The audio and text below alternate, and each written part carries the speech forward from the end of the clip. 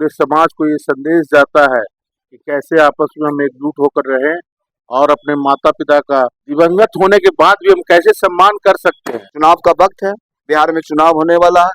उस वक्त को निकाल के भी हम इनके पास आए हैं और भगवान गणेश के चरणों में आशीष लिए हैं कि हे प्रभु ताकत दो, बिहार उन्नति करे, बिहार तरक्की करे और साहू समाज खुशहाल बने। देश विदेश इतने पढ़ लिख लेते हैं और देश विदेश जाकर शिफ्ट हो जाते हैं और वहाँ जाने के बाद माता पिता को एकदम भूल जाते हैं। आज उन लोगों को प्रेरणा लेनी चाहिए। नमस्कार, आप देख रहे हैं पब्लिक न्यूज 24 और मैं हूँ आपके साथ श्वेता मिश्रा।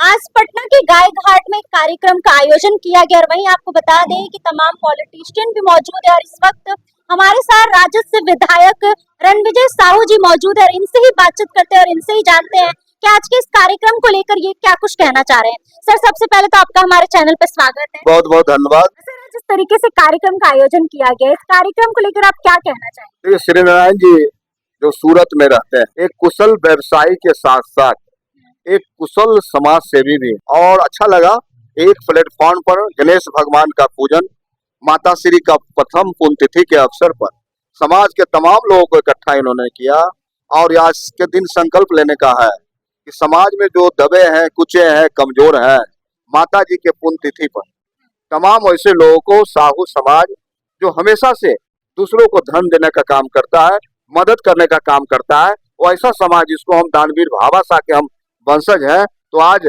संकल्प लेने का दिन है कि श्री नारायण जी पूरे परिवार के साथ पूरे साहू समाज के तमाम लोगों को एक जगह इकट्ठा किए हैं, एक प्लेटफॉर्म पर आए हैं और पूरी कामना के साथ कि गरीबों वंचितों की हम सेवा करेंगे और समाज सभी क्षेत्रों में, चाहे सामाजिक क्षेत्र हो, चाहे राजनीतिक क्षेत्र हो, चाहे शैक्षणिक क्षेत्र हो, सभी क्षेत्रों में समाज मेरा आगे बढ़ेगा।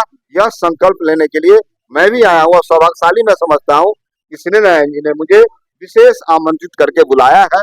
चुनाव का वक्त है, बिहार में चुनाव होने वाला है। उस वक्त को निकाल के भी हम इनके पास आए हैं और भगवान गणेश के चरणों में आशीष लिए हैं कि हे प्रभु ताकत दो, बिहार उन्नति करे, बिहार तरक्की करे और साहू समाज खुशहाल बने। सर, चुनाव भी है तो चुनाव के लिए क्या मांगे आप? चुनाव के लिए तो हम यही मांग करना चाहते हैं, बाबा गणेश, किसी भी कार्यक्रम की शुरुआत बाबा के ही नाम से होता है। तो गणेश भगवान जहाँ हर कामों में जो समाज के अच्छे लोग हैं, जो समाज के क्षेत्रों में काम करना चाहते हैं, उनको तो आशीष देते हैं और हम आपके माध्यम से भगवान से हम मांग करते हैं, भगवान से हम आराधना करते हैं, भगवान से हम आरजू करते हैं कि हे प्रभु बिहार में एक ऐसी ताकत दीजिए, एक ऐसी शक्ति दीजिए जिसमें एक बड़ा बदलाव हो। बिहार में नौजवान, युवा, किसान, मजदूर को हाथों में काम मिले, बिहार में खुशहाली हो। वैश्य समाज पर जो अत्याचार हो रहा है, साहू समाज पर जुल्म हो रहा है, उसकी आप रक्षा करें। सर, जहाँ देखा जाता है कि माता पिता को कोई मानता नहीं आज के जमाने में, लेकिन इन्होंने अपने माता पिता की याद में आज इस तरीके का भव्य कार्यक्रम, ये संकल्प है, एक उदाहरण है।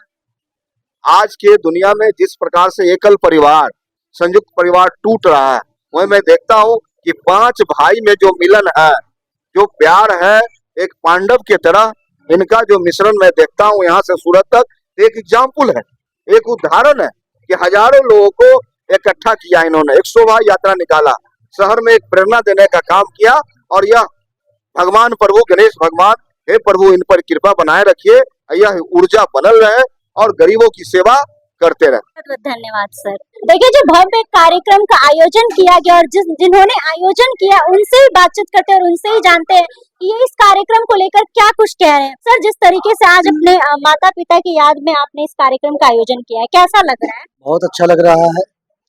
हिंदुस्तान के गोद में बसे बिहार आज प्रथम बार त्रिनेत्र गणेश जी का शोभा यात्रा एवं गणेश महिमा का गुणगान हुआ है। मैं परम पूज्य हमारे जो पिताजी हैं उनके स्मरण में एवं माता जी के प्रथम पुण्यतिथि, आज के युग में देखा जा रहा है कि जो युवा देश विदेश इतने पढ़ लिख लेते हैं और देश विदेश जाकर शिफ्ट हो जाते हैं और वहाँ जाने के बाद माता पिता को एकदम भूल जाते हैं। आज उन लोगों को प्रेरणा लेनी चाहिए। आने वाले जो युवा जो भटक रहे हैं, इधर उधर जो हो रहे हैं, उन्हें प्रेरणा लेनी चाहिए कि नहीं, इस युग में भी ऐसे माता पिता हैं कि जीवित के बाद भी और इस दुनिया में नहीं हुई है, उनके बाद भी मान सम्मान प्रतिष्ठा एनी टाइम उनके लिए बनी रहनी चाहिए। कहावत है, जो पूर्वज को जो पूजते हैं वो हमेशा पूजे जाते हैं। पूर्वज को जमाने में तो देखा जाता है कि लोग अपने माता पिता को वृद्धाश्रम में छोड़ के चले जाते हैं। ये बिल्कुल कहना सही है। अगर देखा जाए तो इतने वृद्धाश्रम चल कैसे रहे हैं, क्योंकि आज के जो युवा हैं वो जाकर के वहाँ माता पिता को छोड़ देते हैं।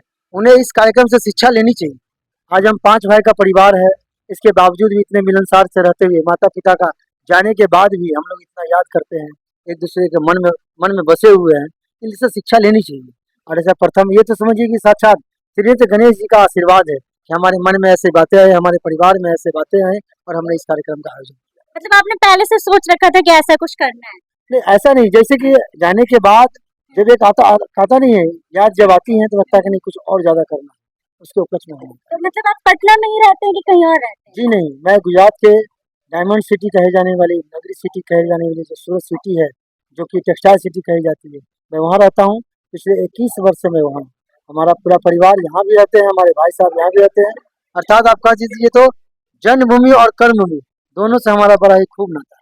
देखिए, ये हालांकि पटना में भी नहीं रहते हैं, गुजरात में रहते हैं, लेकिन इसके बावजूद भी जो बच्चे आजकल अपने माता पिता को अपने शहर में होते हुए छोड़ देते हैं, लेकिन ये गुजरात में रहकर अपने माता पिता को याद करते हुए इतने बड़े भव्य कार्यक्रम का आयोजन करते हैं। और भी लोग हैं, उनसे भी बातचीत करते हैं और जानते हैं। सर, सबसे पहले तो आप ये बताइए कि जिस तरीके से इन्होंने इस कार्यक्रम का आयोजन किया है, 5 भाई हैं, मतलब कैसा आपको लगा? बहुत अच्छा लग रहा है। मैं इस कार्यक्रम में शामिल होकर अपने आप को धन्य समझ रहा हूँ और इनके कार्यक्रम करने से पूरे समाज को ये संदेश जाता है कि कैसे आपस में हम एकजुट होकर रहें और अपने माता पिता का दिवंगत होने के बाद भी हम कैसे सम्मान कर सकते हैं। ये अपने समाज को ये संदेश दे रहे हैं, ये बहुत बड़ी बात है।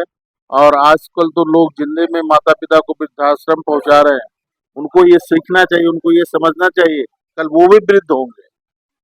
इसलिए अपने पूर्वजों का, अपने वृद्धजनों का सम्मान करें और उनको सही जगह दें और सही प्यार करें। उनके पास कोई खर्च करने का कोई जरूरत नहीं है, वो पैसा खर्च नहीं करते जब वो वृद्ध होते हैं। उनको सिर्फ प्यार चाहिए, खाना चाहिए, बच्चों से मिलना जुलना चाहिए, यही उनको नहीं मिलता है। ये बहुत बड़ी बात है, बहुत दुखद बात है। मतलब आज के युवाओं को ये इससे सीखना चाहिए, एक मिसाल पेश की है। बिल्कुल सीखना चाहिए, बिल्कुल सीखना चाहिए। सर, आप अपना एक बार नाम बता देते। मैं डॉक्टर श्री नयन शाह, प्रदेश अध्यक्ष गुजरात भारतीय तैलिक सावरत महासभा व संस्थापक सदस्य साउथ तैलिक विकास ट्रस्ट। चलिए, तो जैसा कि आपने इनकी बातों को सुना और इसके साथ ही इनके कार्यक्रम को लेकर आप लोग क्या कुछ कहना चाहते हैं और इसके साथ ही आप लोगों की क्या राय है, जिस तरीके से इन्होंने अपने माता पिता को लेकर इस कार्यक्रम का आयोजन किया, कमेंट बॉक्स में अपनी राय जरूर बताइएगा। फिलहाल इस खबर में बस इतना ही।